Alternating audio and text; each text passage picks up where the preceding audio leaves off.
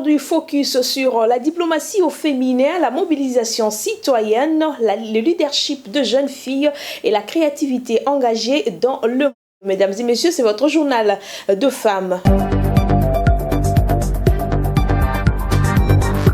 Bonjour, lors d'un important briefing tenu hier, la ministre des Affaires étrangères, accompagnée du porte-parole du gouvernement, Patrick Muyaya, a éclairé l'opinion sur les enjeux de l'accord de paix signé avec le Rwanda sous l'égide des États-Unis d'Amérique. En effet, je vous remercie sincèrement d'être présent aujourd'hui. Nous nous trouvons à un moment charnière pour notre pays. Comme vous le savez, le 27 juin dernier à Washington, nous avons signé un accord de paix historique avec la République du Rwanda, et ce, sous la médiation des États-Unis d'Amérique. Et au-delà de la signature, évidemment, parce que cet accord nous concerne, nous en particulier en République démocratique du Congo, et plus précisément les populations à l'est de la République démocratique du Congo, il y a un besoin urgent de compréhension. Et nous avons une responsabilité, évidemment, d'expliquer cet accord et de fournir en toute transparence plus de détails, plus d'amples détails sur cet accord et ce qu'il prévoit.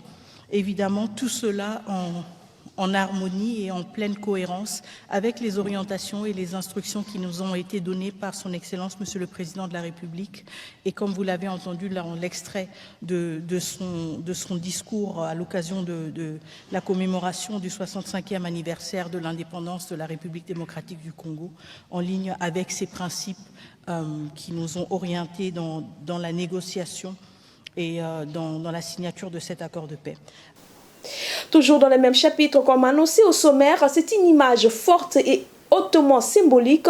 C'est mardi, la ministre des Affaires étrangères a officiellement remis au président de la République la signature de l'accord de paix récemment conclu avec les partenaires internationaux. Un geste diplomatique historique, mais aussi une preuve éclatante de ce que la femme congolaise est capable d'accomplir sur la scène internationale. Par cette action, elle confirme que la femme n'est pas seulement une gardienne du foyer, mais aussi actrice clé de la paix, de la stabilité et de la souveraineté nationale. Image, commentaire.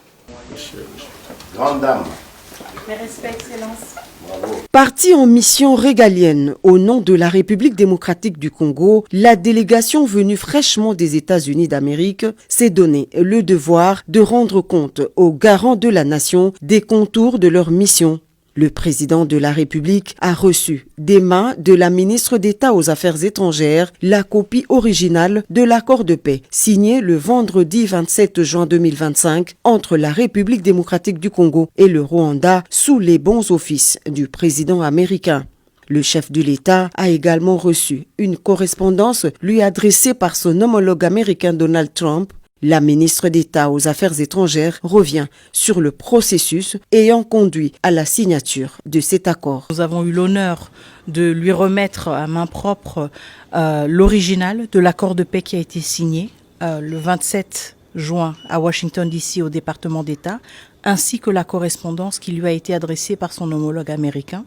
Je pense que beaucoup de Congolais et Congolaises ont suivi avec beaucoup d'attention, beaucoup d'espoir les déroulés de la journée du 27 juin. Nous avons eu l'occasion d'échanger avec le commandant suprême sur cette journée et sur comment elle s'est déroulée, mais aussi quelles étaient les prochaines étapes pour la République démocratique du Congo. C'est un pas en avant, certes, un pas qui nous réconforte, mais en même temps, nous sommes conscients du fait que nous avons signé un accord qui nous oblige aussi à honorer certains engagements et que nous allons devoir faire montre de notre détermination de pacifier la République démocratique du Congo et de le faire rapidement. Un pas en avant, certes, mais le processus de paix est loin d'être achevé. Thérèse Kaikwamba parle des prochaines étapes qui se résument en priorité stratégique pour la République démocratique du Congo. Alors il y a plusieurs prochaines étapes et je pense que nous aurons l'occasion aussi de discuter en plus grand détail et d'étaler les détails de l'accord. Un aspect critique, ce sont les mécanismes différents qui sont mis en place et prévus par cet accord pour s'assurer du suivi de l'exécution de l'accord, et pour nous ce sera évidemment une priorité de voir comment rapidement du côté de la RDC nous mettons en place notre équipe qui va assurer le suivi suivi de la mise en œuvre. Le chef de l'État s'est dit fier du travail abattu par l'équipe congolaise mandatée à Washington. L'impact de cette mission pourrait bien résonner au-delà des frontières de la RDC. Un moment crucial où l'espoir de tout un peuple se mêle aux ambitions de son leader, déterminé à écrire une nouvelle page de l'histoire congolaise. Elles ont marché pour la paix, la stabilité et le soutien à l'action du chef de l'État. Ce mardi, à Kinshasa, les femmes de la coordination de l'Union sacrée, rejointes par de jeunes engagés, ont battu le pavé dans une marche pacifique aux couleurs de la République. Leur message était clair, affirmer le soutien citoyen à l'accord de paix signé avec le Rwanda, mais aussi démontrer que les femmes congolaises est aujourd'hui une force mobilisatrice lucide et profondément engagée dans la construction de la nation. Suivez.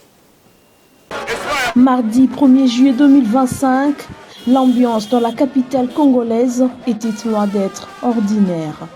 Une mobilisation citoyenne s'est emparée des rues de la ville, portée par la jeunesse des l'Union sacrée de la nation et la coordination de femmes de cette coalition politique. Tous rassemblés autour d'un message fort, soutenir les actions du chef de l'État Félix-Antoine Tshisekedi Tshilombo, particulièrement au lieu avec l'accord de paix récemment signé avec le Rwanda sous la facilitation des États-Unis. Bandeau au bras, écharpe tricolore et drapeau en main, les manifestants ont marché dans une ambiance résolument pacifique, scandant des slogans en faveur de la paix et de la souveraineté nationale. Leur présence visait à démontrer un appui populaire tangible aux efforts diplomatiques engagés par le président Félix Tshisekedi. Partie de la première rue de la commune de Limete, la marche s'est achevée au Palais du Peuple, symbole institutionnel fort. C'est là que Justine Chilanda, présidente de la coordination de femmes de l'Union sacrée, a pris la parole. Elle a souligné que cette initiative citoyenne visait à encourager les processus de stabilisation de la paix et a rappelé que la paix est un droit fondamental du Congolais. Aujourd'hui, nous célébrons un moment historique avec la signature des accords entre le Rwanda et la RDC aux États-Unis d'Amérique. Ces gestes marquent un pas décisif vers la paix et la coopération dans la région du Grand Lac. En cette période d'indépendance, nous saluons la force de notre jeunesse et de mamans qui ont marché côte à côte, symbolisant l'unité et leur engagement. Ensemble, construisons un avenir radieux fondé sur la solidarité, l'égalité et la prospérité partagée. Cette manifestation a été parrainée par le professeur André Mbata, secrétaire permanent de l'Union sacrée. Son soutien à cette action démontre l'alignement entre la base militante et ses instances dirigeantes dans la volonté de renforcer l'unité nationale et soutenir les institutions. Après la marche, elles ont remis un mémorandum à l'ambassade des États-Unis à Kinshasa. La présidente de la coordination de femmes de l'Union sacrée, Justine Chilanda, a pris la parole pour clarifier la démarche. Un message fort porté par une femme des convictions qui a rappelé que la paix ne s'équemande pas, elle s'affirme par la voix du peuple. À travers cette action, les femmes de l'Union sacrée ont prouvé qu'elles ne sont pas en marge du débat politique, mais bien au cœur des enjeux diplomatiques et citoyens de la République démocratique du Congo. Suivez les républicains. Aujourd'hui, nous sommes venus ici déposer les mémos au niveau de l'ambassade de l'Amérique pour montrer au monde entier que le président Félix-Antoine Tshisekedi n'est pas seul.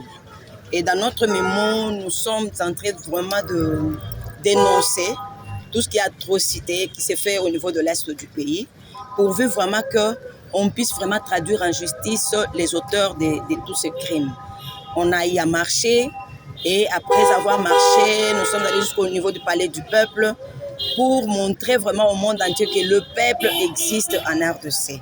Et voilà pourquoi nous sommes là aujourd'hui. C'est vraiment un grand jour. Après la signature des accords au niveau des États-Unis d'Amérique entre Rwanda et la RDC, c'est vraiment un grand départ. C'est un grand signal pour la paix et la coopération sur le plan régional. À l'occasion de la 65e